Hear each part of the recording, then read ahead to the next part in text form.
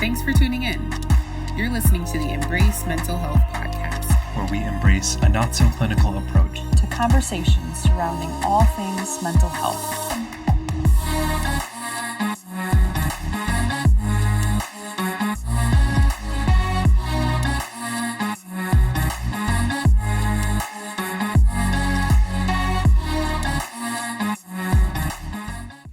Hello and welcome to the Embrace Mental Health podcast. This is episode number 30, which seems kind of crazy. We're in the 30s now. Ooh, we're in our flirty 30s. Yeah. Flirty 30 and thriving. Yes. But yes, I'm your host, Kelsey, and I've got my co-host, Autumn, with me. Hello, Autumn. Hello, everyone.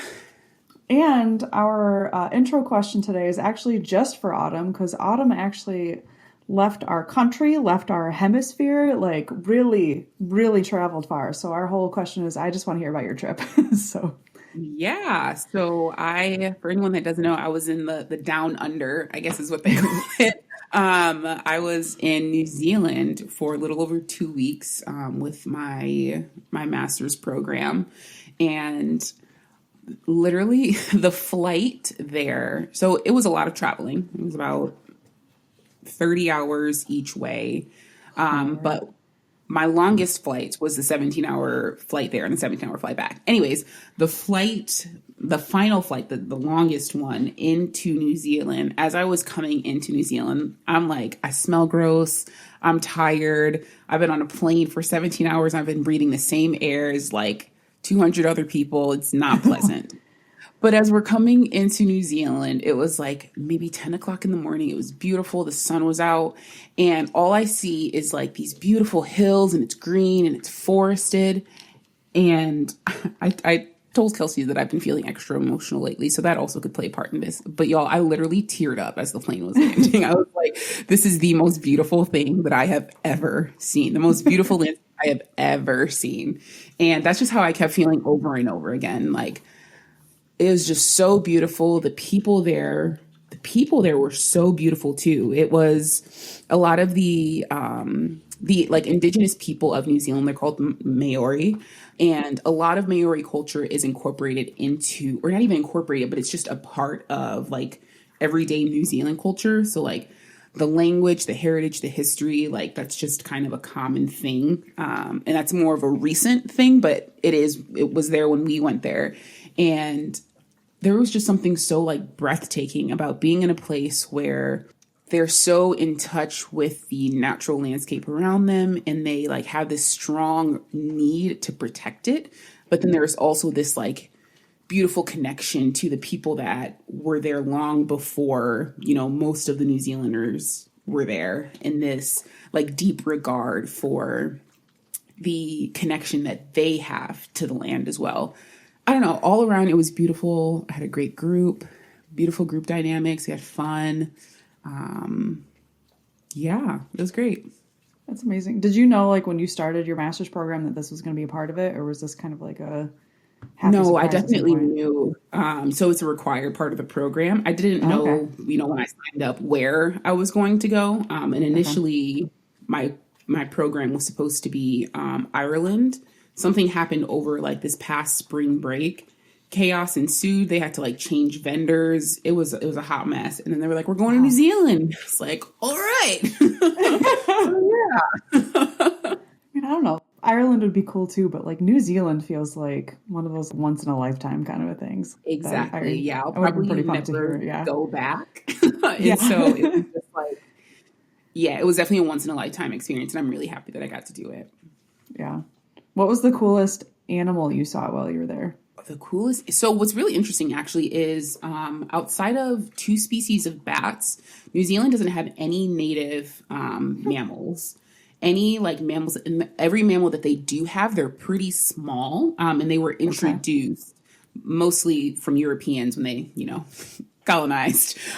And so there aren't really a lot of like, cool cheetahs or kangaroos or like a bunch of stuff that wants to kill you like their friendly neighbors in Australia. But they have like some of the most beautiful birds that I have ever seen. And honestly, I don't know the exact name of the duck, but like Kelsey can understand this, and anyone who went to Michigan State will understand this. Like, there's ducks all over the place at MSU and in East Lansing in general. And so the ducks look like that, like similar shape, size, all that stuff. But the head of it, like neck up, is pure white, pure white. And then the body of it is like, some of them will have this really beautiful like red color, and then some of them will have like a really beautiful green color. So it's like this color block, stark contrast, and it looks like something out of like a Disney movie. It was so beautiful. Yeah. So that was probably my favorite. Interesting. I'll have to like Google. Everyone go home and Google New Zealand ducks. Like, see if we can see this. Cause yeah. Oh man. But yeah. Oh, and fun fact about New Zealand, they have more sheep than they have people. That is interesting. Sheep everywhere. So there's not native sheep, but when the sheep went there, they just thrived. Yes. Yep. And there's so much like pasture land that, they just thrive out there. So yeah. Interesting. Well, that sounds awesome. We missed you around here, but for sure it sounds like you had a great time. So I'm glad to hear about it and glad to have you back. Yes, I'm glad to be back. I missed my dogs and I missed my people. Yep. All right. So this podcast was not purposefully chosen to be around the same time as the Taylor Swift album, but it does feel like so this episode we're talking about dealing with feelings. This is our third episode in that kind of topic, but this episode specifically is more for like your big feelers. So we kind of talked about like the basics. Our second episode is like for those people who aren't necessarily as in touch with their emotions. This episode is for people like Autumn and me and Taylor Swift, who are the tortured poets, like, extra in our fields. So yeah, we had kind of talked some about like emotional intelligence, and some of that can be kind of naming, understanding, recognizing emotion. And then kind of that other piece of it is also regulating your emotions. So we're going to kind of talk about, some emotion regulation and what that could look like. And it's just, So it's a little bit of an overview again. We had talked about how there are sort of like 5 steps that we had sort of suggested for dealing with feelings. The first one is to identify the emotions. Number 2 was to accept the emotions. Number 3 was to investigate the emotions. Number 4 is to express the emotions. And number 5 is to release the emotions. Now we've talked about how different people are going to do well with some of those steps, and certain people are going to struggle with certain steps. And so, and again, we are not fans of false dichotomies here. And so I really don't want to say like, you're probably either an emotional idiot or like crazy, like we wanted to understand that everyone's going to be a little bit different. So even if you are more of a feeler, this may not always be exactly how you deal with it. But yeah, kind of wanting to kind of go through those steps a little bit and some of the nuance and what it might look like for our mega feelers out there, kind of going through these steps. So yeah.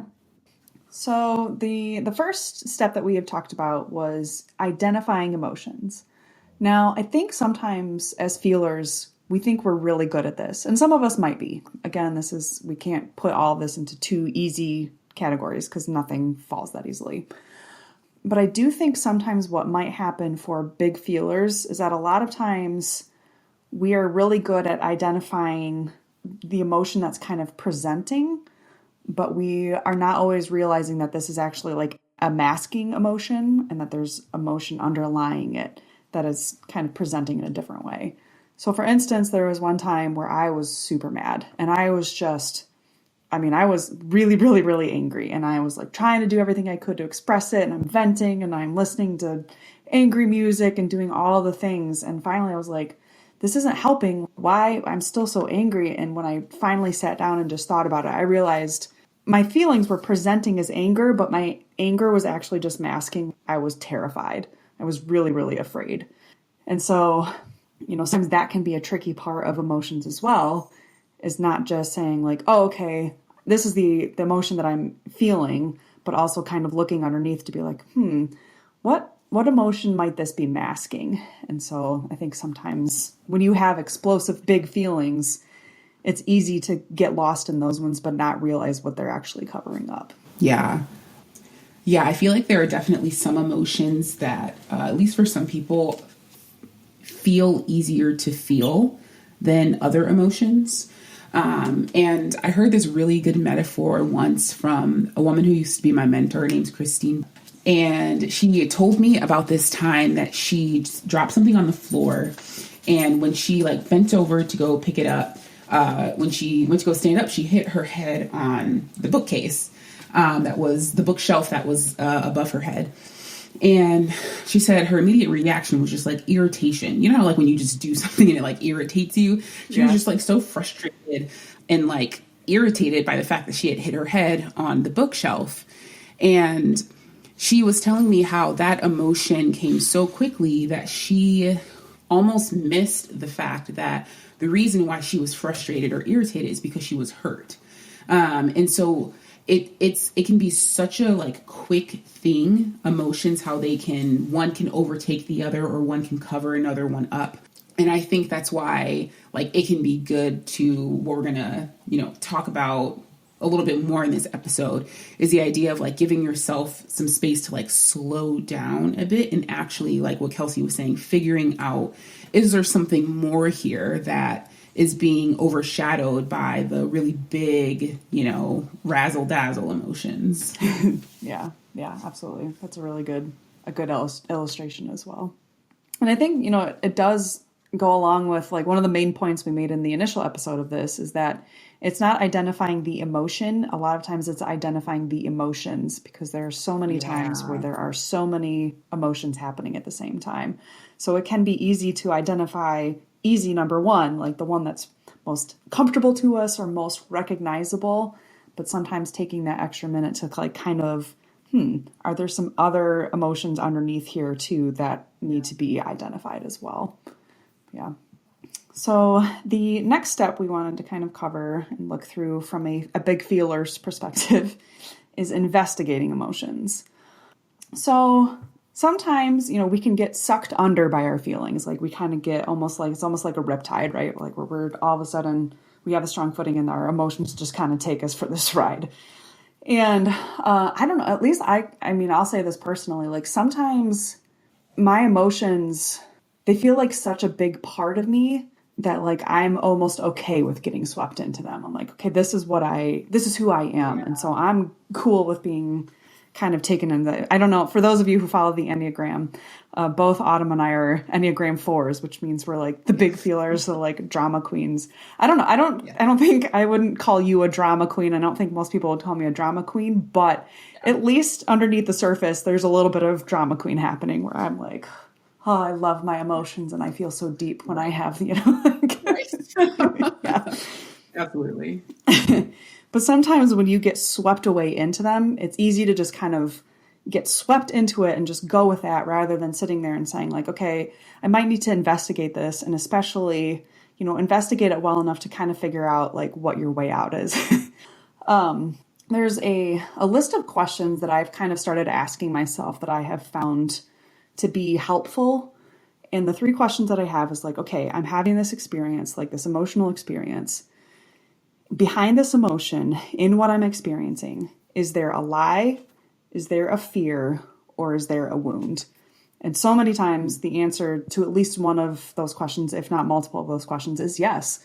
Like I'm having a big emotional reaction because this is tied to, really, a lot of times what it's tied to is like our trauma, right? And we had this episode talking about trauma this last week, but it's just this kind of idea of, the body keeps the score.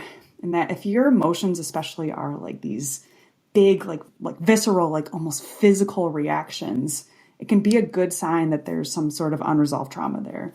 There's a lie that you were told at some point that still nags at you, or that was developed at some point, or, there's a wound, something happened to you and you're reliving that pain and that wound. And so, and a lot of times, really, what that can be called, and this isn't the only way that it expresses itself, but like triggers, your trauma triggers.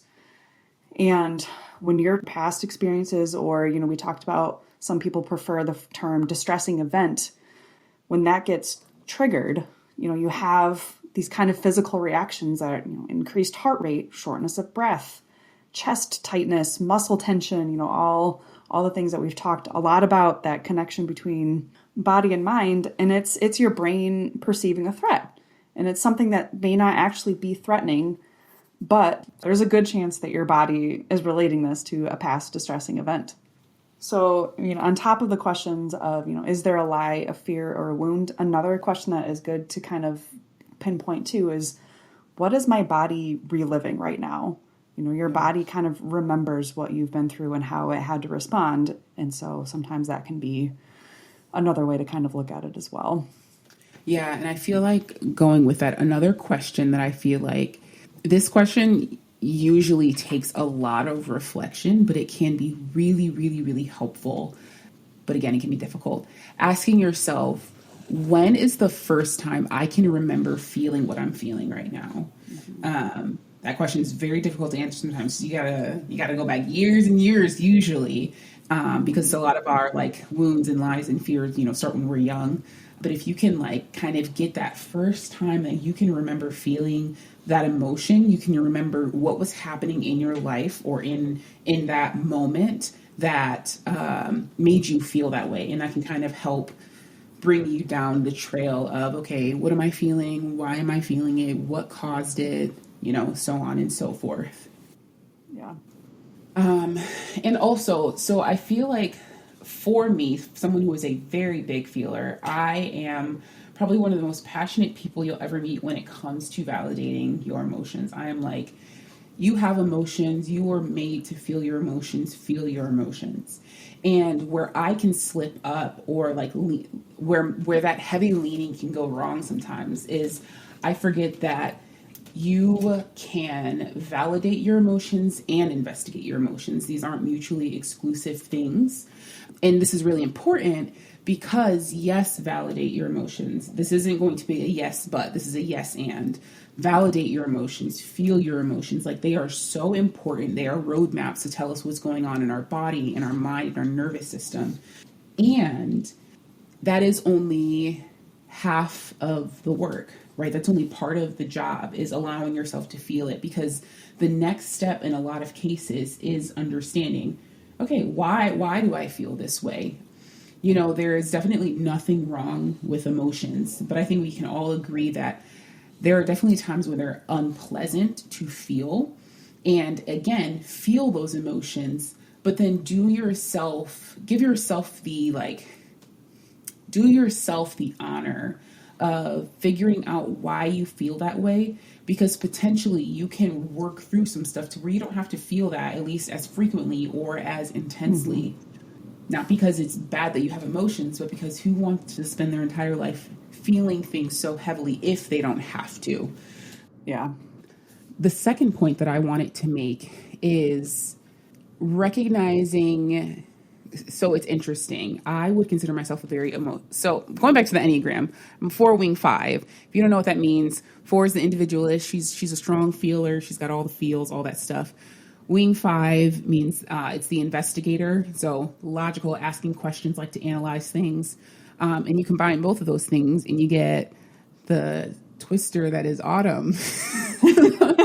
And so I love asking questions, especially when it comes to myself. I love understanding things, almost like to a fault.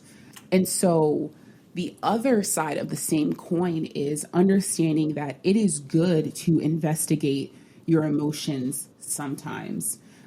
I have definitely found myself on the other end of the extreme where I want to understand myself so badly. I want to understand why I'm feeling the pain that I'm feeling, why I'm experiencing what I'm experiencing so much that I literally can get paralyzed like in a moment because I'm trying to understand why I'm feeling the way that I'm feeling. And the reason why this can be unhelpful is because I have used it before subconsciously as a way to kind of not process through my emotions. I can logic my way through it so that way I don't have to feel them. But then 2, as crazy as it's going to sound, sometimes there isn't a really deep reason. Sometimes I am crying really, really hard all day because I'm going to start my period tomorrow. Maybe it's because of the microplastics that are in our water and in our food. Maybe it's because you are in sleep debt. Like, there's so many different reasons that if you try and find like something super deep in everything, you might end up creating more stress for yourself than you need to. So, yeah. Yeah. A couple of things that I thought about you're talking. One, I think sometimes the investigating can help validate, but sometimes it can do the opposite. I think, like, for instance, last week I was deep in my feels about some stuff. And after I like did some investigating and realized like, oh yeah, okay, this is attached to this wound and to this lie and to this fear. And then I was like, okay, I can have a little bit more grace for myself for feeling deeply, because like, okay, I can have grace that this is something that was painful for me. So I can give like that protective part of me, be like, hey, thank you for trying to protect me, because I understand that's connected to this. And so I'm going to have a little bit more like understanding, which can sometimes help. But like Autumn said, sometimes when it's not really connected to something that is that deep, it's something like you said, as much as I didn't eat enough protein today, and you're sitting there and you're like trying to get to the root of it, and you're like 6 feet under the actual root of it. And you're like, where is this coming from? And it's like, yo, you just got to eat, Yeah. But I think there's also a reality of like sometimes you have really deep, intense feelings because something really hard happened. And life sucks sometimes, and sometimes you're going to have some strong emotions to that. And there doesn't even have to be a previous wound. Like sometimes life sucks and it's hard and it hurts. And so, investigating, but also recognizing when you're looking for something that just isn't going to be there. But yeah. So now to our next step, which I feel like has some similarities to kind of what we were just talking about, but expressing your emotions. And I think this can go either way for your big feelers. I think sometimes your big feelers are also your like super expressive people. And sometimes your big feelers are people who are just stuffing it all down until it, blows up at some point. So this is another one that, it takes a little bit of wisdom to know yourself and to kind of know if you're not somebody who's comfortable with emotions, or especially expressing emotions, like exploring what this can mean. But at the same time, if you're somebody who's very, very comfortable with expressing your emotions and you actually kind of get stuck into it a little bit, again, you get taken by that riptide, or you kind of jump into the quicksand and all of a sudden you're stuck in like a little bit of a rut. Sometimes I think also too, we can express with no care about who we might affect in the process. Yeah. We all know like people who have explosive anger and they think, well, I have every right and I need to express this anger. Well, there is a reality where like, yes, your emotions do need to be expressed, but it doesn't just put you off the hook for hurting other people in the process, or not caring who's in your wake. I know, like for me, there's been times where I have gotten into this almost like cycle of just continuously expressing the emotion. All of a sudden I realize it's not actually releasing anything. It's just ramping it up even more. And so I think that can especially be true. Anger is one that it's really easy to kind of get, like you think you're expressing your anger and then all of a sudden you realize you're even more angry than when you started, because you just kind of kept adding fuel to the fire instead of just letting it burn out. And sometimes, I think it's kind of that understanding of like, okay, I've expressed this emotion, but now I'm just kind of stuck. So at that point, it might be time to, okay, I need to cut myself off from expressing and start thinking now about what does releasing this emotion look like? Or what do I need to investigate a little bit farther here to maybe understand what's going on underneath the surface a little bit more here? But I think kind of it comes down to sometimes are you problem oriented or are you solution oriented? Because I think a lot of times, especially like venting and those things, I absolutely would never tell anybody that you cannot vent about things that are frustrating to you. But at the same time, if you just keep venting and you just keep venting, it's maybe not as easy to see in yourself, but we can all see in other people where it's like, okay, at this point, you're just complaining. You're so focused on the problem. Yeah. and you're not really looking at any kind of solutions here, that this is just spiraling up and not actually helping in the process. Yeah, and I feel like all of this really is so intertwined, like you had just said, how these are so similar. Because I feel like you could even take this back to the investigating of, again, asking yourself, at least for me, sometimes when I feel like I'm having a hard time either releasing an emotion or I feel like I'm expressing an emotion, but I'm still stuck in it. A lot of times I realize it's because there's still something a little bit deeper than what I thought I was feeling or what is actually like taking up most of my emotional energy. And so it's very easy to be focused on like, this person did this to me. This person did this to me. I'm angry because this person did this to me. And then I take a step back, dig a little bit deeper, and I'm like, oh, I feel worthless or I feel insignificant. That's the thing, because if you're just expressing that one layer up, there's still that thing, that bedrock underneath that just keeps getting built upon. Yeah. And so, kind of, another way to like kind of think about this is if you find yourself stuck in one of these points, don't be afraid to just go back up to the top of the list and start over. See if there's something that you missed, do these steps again. Yeah. And then in regards to both expressing and releasing your emotions, I found for me, this is not everyone's cup of tea, but I'm a very creative person. I love all the artsy stuff. And so expressing my emotions, something that I did a lot through college, is writing poetry. And it was one of the most helpful ways for me to both process and express what I was feeling. But then also releasing things like anger and anxiety that have like very strong physical implications, that live physically in your body. Things like dancing. I love dancing. It helps get a lot of that anxious energy out. And just exercise in general. Again, I feel like we've referenced the mind-body episode a few times already. But just, it's all connected. For sure. I think that's, part of it too, is understanding that your emotions don't exist outside of your sympathetic nervous system. There's a pretty dang strong, overlap there. Yeah. Where, last week we talked about fight or flight and how sometimes for fight, it's going to be anger, it's going to be frustration, it's going to be this, that, ready to go.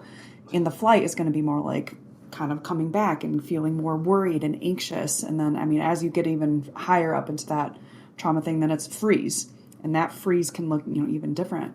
But a lot of times, there's overlap between this, where a lot of like our emotions that are really ramped up, it's because we're in the sympathetic nervous system. That's what we're operating out of. And so kind of looking into that as well. I think sometimes it's easier to express those fight emotions than sometimes it is to express those flight emotions, because it's easy to know, okay, I know how to express anger, no problem. Even honestly, expressing sadness for females especially, that may not be as readily available for men because of multiple reasons. But like last week, for instance, I was really anxious about a situation. And I was like, I don't know how to express anxiety. I know how to express anger, but I don't know how to express when I'm not in control of a situation. And so that can be hard to always know how to express as well. But yeah. Yeah, that's a really good point, actually. Just the different, there are definitely like cultural implications that can also make it difficult for us to express our emotions. Like hyperaggression is more like expected or appropriate, quote unquote, for men, and like hypersensitivity for women, and having to do the extra layer of work of also looking at your stuff through the lens of the culture that you're living in, and asking yourself, okay, how does this also screw me up and make this more difficult for me? Yes. Oh. Moral of the story here is emotions are like deeply layered. Like there's so many things going on at the same time that it's a lot. Yes. And that is why Kelsey and I are tortured poets. Yes, 100%. Again, this is 100% one of those episodes where it's not like I have this mastered. It's like this is one that I will have bookmarked for when my emotions are getting up. Like, okay, let's remember these things. Yes. But all All right. So we've already kind of started talking about some of that releasing emotions, but to kind of fully go into that step 2 of understanding how to, once you've gotten to that point of you've kind of named it, validated it, expressed it, kind of gone through that, and you're like, okay, it's time to try to work towards letting it go. I know for me personally, this is absolutely the hardest step for me. Same. I can tell you what I'm feeling for the most part. I can investigate it really well. I'm not really, I validate most of my feelings pretty easily at this point, which is great. Expressing, great. But sometimes I'm just like, I would love emotion and I have no idea how to get rid of it. So this is easily like the hardest step for me. And I think that's probably a pretty common experience for a lot of feelers. There's, our more Mr. Spocks out there like, oh, that's easy. Like it's harder for me to name my emotions, but I'm great with just like, I don't have it anymore. Like, I think, you have your own struggles, but like there are some times where I wish I could just flip the switch and release it. But yep. So for those of you out there who are more along the camp of what Autumn and I are in, kind of looking at what do you do when you get stuck in this emotion? And so, thinking on it and kind of looking at it, I feel like there are probably 2 major reasons. I'm sure there's other reasons out there too, but 2 major reasons why we might get stuck in emotions. The number one I would kind of label into that trauma category where we have unprocessed trauma. And so that is going to be more difficult to get out of releasing that emotion because you've still got all of that going on. And then the second thing I would say is just kind of dysregulation or not having maybe as many like emotional regulation skills to try and work through it. So to kind of first talk on the trauma piece. So obviously, like we've talked about, you're working through that that sympathetic nervous system. When you have that trauma trigger and you have that system activated, in that moment, and even as it like kind of dissipates, but you're still having that strong emotional or physical reaction, in that moment, the thing that might help you get that switch turned off or at least turn the volume down is what we've talked about a lot of, like working on turning that alarm system off. Okay. So we've talked about, that's your relaxation techniques and telling your body you are okay. And that helps the mind have a better shot at following suit. So, we've talked about there's mindfulness that can be really helpful. There's deep breathing. There's the muscle tension. There's grounding. I've heard a lot of people talking about grounding and kind of bringing yourself back to the present moment, which is obviously a big part of mindfulness as well. But there are a lot of different grounding techniques. And then some that I've heard more within the last couple of years, and we talked about, the polyvagal theory last week, but kind of stimulating that vagus nerve. And that can be kind of immersing yourself into a sudden cold. And so sometimes people will like suck on an ice cube or like hold an ice cube in their hand. Some people like jump into a freezing cold pool, but not all of us have access to that or would want to. In the moment, you can't just go, But I've heard of like sucking on like a lemon wedge or like a sour candy or something to just kind of shock yourself a little bit. And that can help turn on a different system that then helps the other one kind of calm down a little bit. But yeah, definitely. I feel like another pretty common one, instead of immersing your whole self into a cold body of water, splashing cold water on your face is a really common one. Yeah, something that helps me a lot now that we're talking about this. I hadn't even realized that this was a thing for other people. The sour thing is definitely very true for me. And also things that are like really like fruity sweet. So not like chocolate or anything like that, but things like fruit snacks that aren't actually healthy for you at all. They're literally just candy.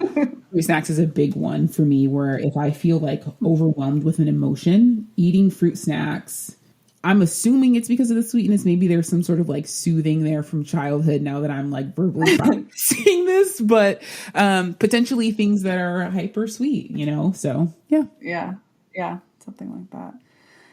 And then, in the long term, another great idea is to process through your trauma in therapy. we have to have at least once per episode that we talk, that we put a plug in for therapy. Absolutely. But yeah, I really would absolutely say, especially working through trauma, like do so with a therapist. It's going to be more effective. They're going to have better insight and understanding. And yeah, we talked about EMDR being one of them, but also like CBT with a trauma focus. And I mean, there's a lot of different ways that you can try. But yeah, I mean, really that trauma is still going to be there and still going to have that triggers until you can find a way to kind of work with a professional and process it. So absolutely. If you find yourself continuously getting stuck in a similar emotion and it's a really strong emotion, and especially it like doesn't seem to match the situation, that's a good indication that there's probably some trauma there. And it's a great idea to work through that with a therapist. Yeah, that's a really good way to put that. I like that emphasis on, like, if your reaction seems disproportionate to whatever the actual situation is, there's a 99.9% chance that what you're feeling isn't actually fully related to what you're experiencing right now, but to something that your body's reliving through or something like that. Yep, 100%. So then the last thing to kind of look through here is some exercises you can do for emotion regulation. And there's quite a few here. And so I'm going to just kind of try and hit these somewhat quickly. But really, I saw a website that kind of described it as, it's not so much that you're trying to just cut off this emotion, but turning the volume down. That feels a little bit more realistic to me than like, okay, I'm just going to go from 100 to 0 here. Although like relaxation techniques can definitely be a part of this as well. But turning the volume down on it so much so that you can like hear other stuff happening and it's not just your emotions blaring in your ears, So I liked that kind of concept of it. So one of the first ones that I have listed here, and I've pulled these from all sorts of different resources. A few of these are from DBT, which is dialectical behavioral therapy, but it's specifically been designed for people with borderline personality disorders, but that is not, everyone can really benefit. But one of the skills that comes from DBT is positive self-talk. And you'll hear this from all kinds of different therapies that will talk about, what you are telling yourself plays a big part in what your emotions or what you're believing, and your emotions are very strongly tied to that. So, cutting off negative thought spirals is another way of kind of looking at this too. It's not necessarily just that you're talking about yourself badly. Sometimes you're talking about the situation badly. And so kind of what they will say is like reframing, or kind of like putting some opposite thoughts in there to kind of help stop that cycle. We all know it is so easy once you start down that trail to just get, bigger and bigger and bigger, where it's getting more and more negative, and your belief in your ability to cope with situation, or that this situation has any chance of getting any better, just disappears because of the thoughts the things that you were telling yourself. I think another good way of phrasing this is, what story are you telling yourself? How are you describing yourself and how this is going, and how are you describing these circumstances?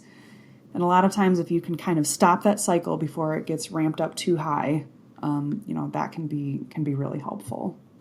Yeah, as someone who I would have considered myself in the past like the queen of spiraling. It was one of the things that I could not, once my brain started to get there, I had no idea how to stop it. It was like I feel like a really common example is like the snowball that's like rolling down a hill. It's like once it's going, it's just growing. It's getting bigger and bigger. And like you were talking about, some of those grounding techniques is one of the things that has helped me the most to be able, I feel like spiraling isn't something that I struggle with a whole lot anymore. And it's because I did the investigating thing of figuring out what is the thing, the lie that once that kicks in, that's where everything just starts to go down. And then B, okay, I am acknowledging the fact that once I'm in a headspace of like about to spiral, rational thinking isn't something that I can do well personally. And so it doesn't really help me to be like, now positive self-talk helps a lot more, but in that time positive self-talk didn't really help a lot, because even though those things were true, my rational brain was not on, and so it didn't really mean anything. And so for me, grounding techniques helped a lot, where I was like, let me get out of all of this like space where my brain is. Let me get out of all the space where my brain is and start to acknowledge the like different smells that I'm smelling, the different colors that I am seeing, right? Doing the whole rainbow thing where it's like, find 5 things that are red and 4 things that are orange and blah, blah, blah. That way it's just like these very like monotonous things that force you to get out of that deep place and just bring you somewhere like right to the front of your brain, somewhere that's very logical. It can help you just kind of recenter yourself and then try and, get back to that rational spot. Yeah, 100%. That's great. Another one that I would say that is pretty well kind of related to this is visualization. And sometimes for people that will look like, visualizing you're in this beautiful place, and that can be a relaxation technique. But I think another thing can be like visualizing yourself coping well with something, or visualizing something going better than what your original spiral is going towards. And so, I remember that one that was a bigger one for me when I was working through my needle phobia, was like, it would tell you, like, one of the steps that the program that I followed kind of suggested was like, okay, picture yourself doing the thing that you're afraid of and handling it well. And that was helpful for me, of like, because before, all I had ever pictured myself was running away, screaming and crying, and so visualizing yourself doing something well, or things going better than you think it can be, can also be can be a different way of kind of reframing or putting more like positive thoughts into your head too. I did remember actually so I was talking about DBT therapy. And, one of the things they talked about, or they have like these different categories for the skills that they practice. And I remember the first one was emotional regulation. And then the other one is increasing your distress tolerance. One of them that they talked about, and these are a little bit more physical, which I think is easier for some people are like, visualization, that's going to be hard for me, but doing something more physical oriented can be helpful. So one of the things that they had talked about was self-soothing, and that's kind of taking your 5 senses, which I think has some relation to grounding as well. But like finding things that are comforting or pleasant for each of those 5 senses. So it could be, looking at a picture of puppies, or wrapping in a really soft, warm blanket, or, savoring a piece of chocolate or something that tastes good to you, and just finding, things that are just going to be kind of comforting for those 5 senses, and how that can help turn down the emotions a little bit and get things back in a little bit more of a like regulated place. Another one that, I feel like this is also one that we drop quite a bit, but exercise. Exercise can just be one of those things that kind of helps you reset a little bit, helps kind of flush out some of those stress hormones, and then almost have like a little bit of a restart. And so exercise can, and Autumn shared some great ways. If you don't like running, or you don't like sports, okay, try yoga, try dancing, try walking. There's so many different kinds of exercise, and finding what works best for you, and honestly, even what works best for you and your different emotions, can be a really great way to kind of learn how to regulate your emotions. One of the DBT skills that I thought was really helpful to kind of think about was called the cope ahead skill. And so I know for me, a lot of times my hardest emotions for me to let go of is when I'm kind of stuck in like an uncertain place, or I'm not sure how things are going to go. And I think this one is a really good skill for kind of working through that specifically, although I'm sure it works for a lot of them as well. But you are almost like preparing for the worst case scenario, but preparing in like a healthy way. So there are 5 steps to this cope ahead skill. And I'm reading this straight from the dbt.tools. So this is like straight from their stuff. But number 1, describe the situation that is likely to prompt uncomfortable emotions. Be specific in describing the situation and name the emotions and actions likely to interfere with using your skills. Number 2, decide what coping or problem-solving skills you want to use in the situation. Write out in detail how you will cope with the situation and with your emotions and actions. Number 3, imagine the situation in your mind as vividly as possible. Imagine yourself in the situation now. Number 4, rehearse in your mind coping effectively. Rehearse in your mind exactly what you can do to cope effectively. Rehearse your actions, your thoughts, what you say, and how you say it. Rehearse coping effectively with new problems that come up. Rehearse coping effectively with your most feared catastrophe. And then number 5, practice relaxation after rehearsing. But I think this can be one that can help you feel like, okay, even if this worst case scenario thing happens, but if I prepare ahead and I realize like, okay, yep, this is going to suck, but here are the 3 things that I can do to make this, that I can do to cope well, I think this can be a really helpful skill to make you feel a little bit more prepared for the thing that you're dreading or like afraid of, especially. Yeah, I've never heard of like this concept before, cope ahead.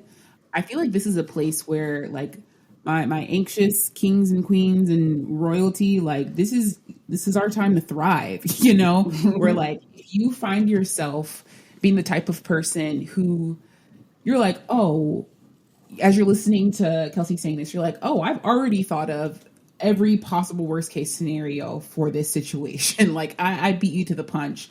This is your time to shine, right? Because now you get to take this part of you that tends to be a detriment to you, and you get to actually make it healthy because you are not only thinking about worst case scenario, but now you are allowing yourself to prepare for it in an actual healthy way. And I think this is probably something that you, I didn't look into this before we started, but I'm assuming cope ahead is probably not something that you want to always do. Because it probably will have you pretty consistently thinking about worst case scenario, which isn't necessarily always great for the mind. But like in the times where it is necessary or it is helpful, you're taking this thing that your mind naturally does that can be unhelpful, and you are turning it into something that is actually very healthy for you, which I think is fantastic. So love this. Yeah. I'm going to take notes on it once we finish recording. Yes, 100%. The next few, these are difficult, and I think these are a little bit of like mindset shifts or ways that you kind of might think about your situation or think about the stressor that's causing your big emotions. But sometimes, you know, it, and I don't want to say this tritely because I hate it when people are just automatically like, hey, well, just look for the silver lining. Like, don't even embrace, you know, don't even think about the bad. But I think also, like, for some of us tortured poets out there, you know, we are embracing the bad and we're like, there is no good, you know. And the reality is, like, we want to be a little bit in the middle where we're not just ignoring the bad, but at the same time, we're not ignoring like some of the good that can come out of the difficult things that we go through.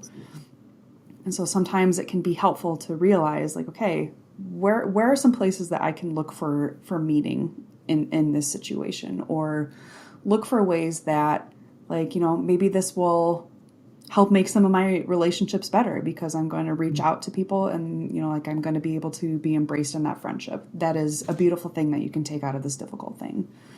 I think it's also a little bit of a practice of you acknowledge that there is both good and bad in just about everything. And you do what you can to take the good with you and try and leave some of the bad behind. It's almost like a sunflower seed where you're kind of chewing on it a little bit. And then you're like, okay, I'm going to take this kernel of goodness with me and I'm going to do my best to try and leave this bad behind. Easier said than done. And, you know, sometimes if you are heightened, like super heightened, this might be too difficult. And that might be when you need to look at some grounding or some therapy. But, you know, some of this can be helpful. There's also a reality in which sometimes you just got to write it out for a little bit. I especially have realized, like, so, you know, I am a basketball coach. Actually, I coach multiple things. I'm a coach and I work in a school system. And so let me tell you, I have seen my share of angry parent emails. And I have enough experience in it now that I just know when a parent sends me an unfair email and I am upset by it, it's going to upset me for about 3 days. And at that point, I'm going to be okay to release it. And boy, those first couple of days, I'm like, oh, I just want to forget about it. I don't want this to ruin my day. But there's a certain part of where I just accept, all right, we're in our 3-day cycle here. It's going to make me upset for about 3 days. Then it'll pass. Just let it be. Like, you can feel upset about this. Write it out, So good. Oh my gosh. My nervous system is applauding you right now. This was one of the this was one of what Kelsey is talking about is one of the most freeing things once I learned that concept and was actually able to accept that or live that out. Oh my goodness. Because the idea of, and this, comes from childhood wounds and trauma and fears and all of the really fun stuff that we're talking about. The idea of having negative, quote unquote, negative emotions is not good. You want to get through those as quickly as possible. And I once heard someone put it so simply, but just really great. The fact that you can't bypass the process. And sometimes that process is the emotions. I believe Wes talked about it in the episode that we did on grief, the idea of the only way through it is through it. And sometimes with other emotions as well, sometimes the only way through it is through it. You literally just have to feel the emotion. There is no shortcut. There's no cheat code. It's just, you got to feel it. And once you can accept that, truth can be really hard to accept. You're like, there's really no way for me to logic my way out of this. There's no way for me to do a grounding method out of this. It's sometimes you just gotta feel it. And once you can just accept that, it's oh, okay, this isn't the end of the world. I don't have to do something to fix this. It's I just have to feel this and then I'll be okay. Yeah. Yep. Bam. Yes, exactly. And I think that ties into kind of one of the last ones that we have here. And it's practicing acceptance. And there is absolutely an emphasis on the word here of practice, because it is not something that you just choose acceptance. It's not that easy. You have to practice it. And it's okay, yep, I'm stuck in this emotion. I'm going to practice doing my best to try and accept what this is. There are sometimes, there are just things in our life that our emotions can't change. And if those things don't change, like we just talked about, you got to kind of allow your emotions to be. But sometimes, our emotions, like we've talked about, is tied to that sympathetic nervous system a lot of the time. And that nervous system, sometimes what it is telling you is take action, take action, take action.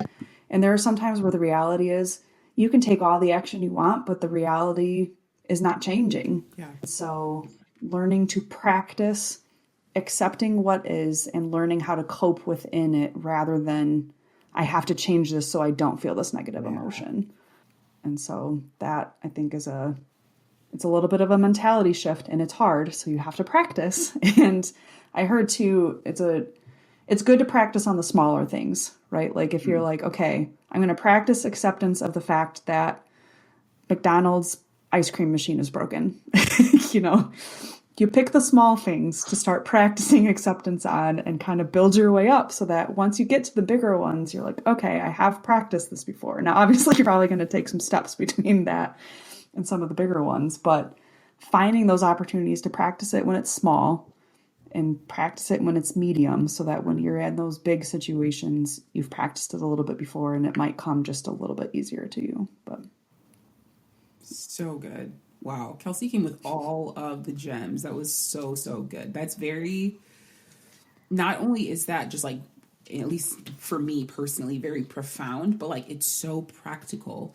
It is helping yourself build up this skill of doing something, which is so much of what mental well-being is. You are practicing these little tools and tricks and helpful things until they become easier to do, or they become second nature, or they help you with bigger situations. That's just so good. Dang, mic drop. Yep. Bam. All right. So I think we'll just end it there. I feel like that was a pretty good stopping point. Yeah. But yeah, hopefully, somebody whoever you are, that you found a couple of things that you can take with you so that the next time you are experiencing some heavy emotions, you've got a couple more tools to try and a couple more things to practice. And like we said, we are not giving this because we are experts at this. This is honestly, this is an episode I will be bookmarking because I know 3 weeks from now, when I am experiencing heavy emotions, I'm going to be like, okay, I'm going to have to listen through this to remind myself what the little things I can do are. Yeah. Because that's the other thing too. When your emotions are racing, when that alarm system is engaged, you're not thinking of those little things, right? Like you are in full mode. And so when you can have these little places where you can find reminders when you're honestly basically incapable of taking the time to kind of rationalize it, then it gives you like these places where you can be like, okay, that's right. I have this skill. Yeah. Let's try it. Absolutely. All right. So that brings us to our reflection question. So our reflection question for this week is think on what emotions are easy for you to release and deal with, and which ones you have more of a tendency to get stuck in. And you can also kind of do some further investigating and thinking why that might be. Like, why is that emotion particularly difficult for me to deal with? And that can be a good starting point for knowing how to start to pick out some tools for the next time that emotion comes up. Yeah. Dang, dude. Real good. So good. Autumn's making me feel really good about myself right now. So no, that was even that reflection question. I'm like, dang, like that's a good question. Dang.